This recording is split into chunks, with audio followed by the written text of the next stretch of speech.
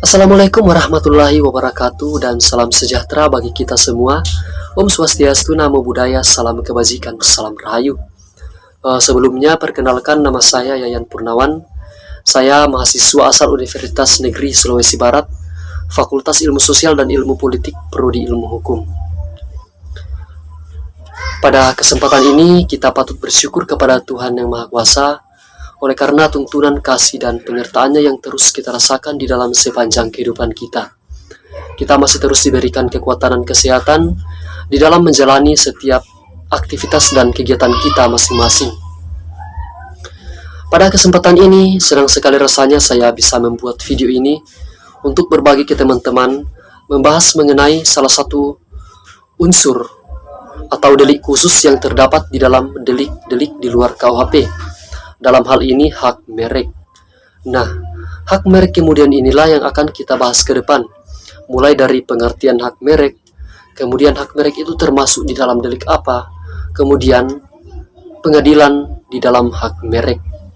Nah, untuk itu tonton terus video ini untuk mengetahui lebih lanjut mengenai hak merek dan unsur-unsur yang terkandung di dalamnya. Teman-teman, pertama-tama yang perlu kita ketahui adalah pengertian dari merek.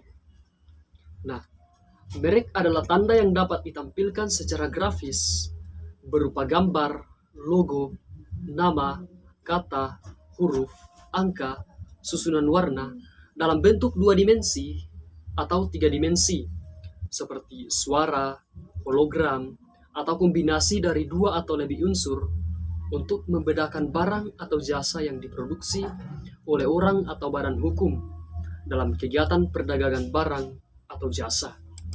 Jadi pengertiannya saya kira di sini sangat jelas. Kemudian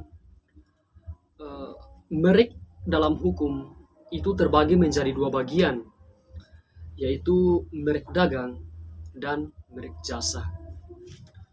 Yang dimaksud dengan merek dagang adalah merek yang digunakan pada barang yang diperdagangkan oleh seseorang atau beberapa orang secara bersama-sama atau badan hukum untuk membedakan dengan barang sejenis lainnya.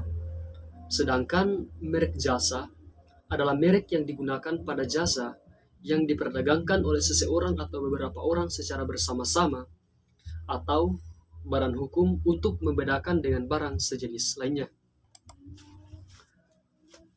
Kemudian mungkin ada pertanyaan, tindak pidana merek itu termasuk di dalam delik apa?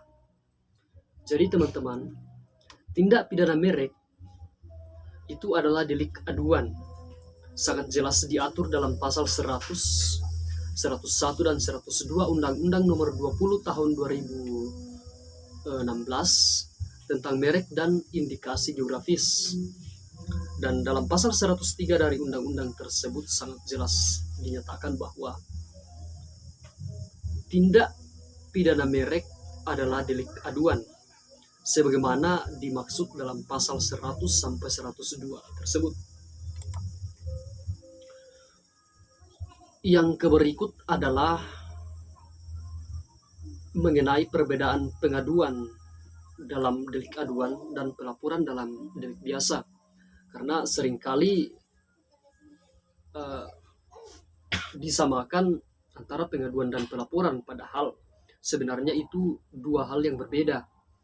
Nah, sebagaimana pernah dikutip dalam artikel perbedaan pengaduan dengan pelaporan, menurut R. Tresna dalam buku Asas-Asas Hukum Pidana disertai pembahasan beberapa perbuatan pidana, yang penting istilah pengaduan atau klats tidak sama artinya dengan pelaporan atau angfte. Bedanya adalah pelaporan dapat diajukan terhadap segala perbuatan pidana, sedangkan pengaduan hanya mengenai kejahatan-kejahatan, di mana adanya pengaduan itu menjadi syarat setiap orang dapat melaporkan suatu perkara atau kejadian. Sedangkan pengaduan hanya dapat diajukan oleh orang-orang yang berhak mengajukannya. Pelaporan tidak menjadi syarat untuk mengenakan tuntutan pidana. Pengaduan di dalam hal-hal kejahatan tertentu sebaiknya merupakan syarat untuk mengadakan penuntutan. Kemudian, delik aduan hanya bisa diproses apabila ada pengaduan atau laporan dari orang yang menjadi korban tindak pidana. Menurut Utrecht dalam bukunya Hukum Pidana 2 yang dikutip dari artikel adakah delik aduan yang tetap diproses meski pengaduannya sudah dicabut. Dalam delik aduan, penuntutan terhadap delik tersebut digantungkan pada persetujuan dari yang dirugikan, dalam hal ini si korban, tanda kutip ya. Kemudian yang berikut adalah mengenai pengadilan di dalam tindak pidana hak merek. Jadi pengadilan niaga adalah pengadilan khusus yang dibentuk di bawah peradilan umum. Kewenangan pengadilan niaga tidak hanya mengadili perkara kepailitan dan penundaan kewajiban dan pembayaran utang atau PKPU, namun juga perkara sengketa dalam proses likuidasi dan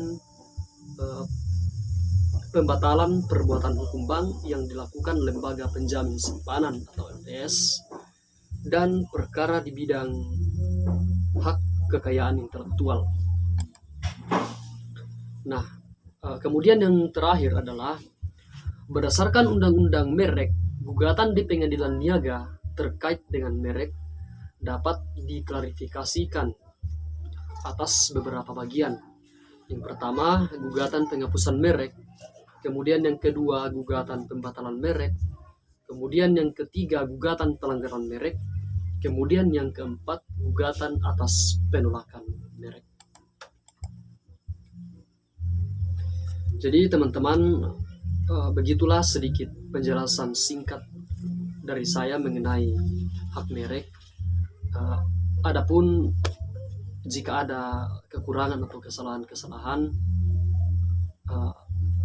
dimaklumi karena kita adalah, posisi saya dan saudara-saudara adalah sama-sama sebagai orang-orang yang sedang menuntut ilmu. Kira-kira begitu. Terima kasih.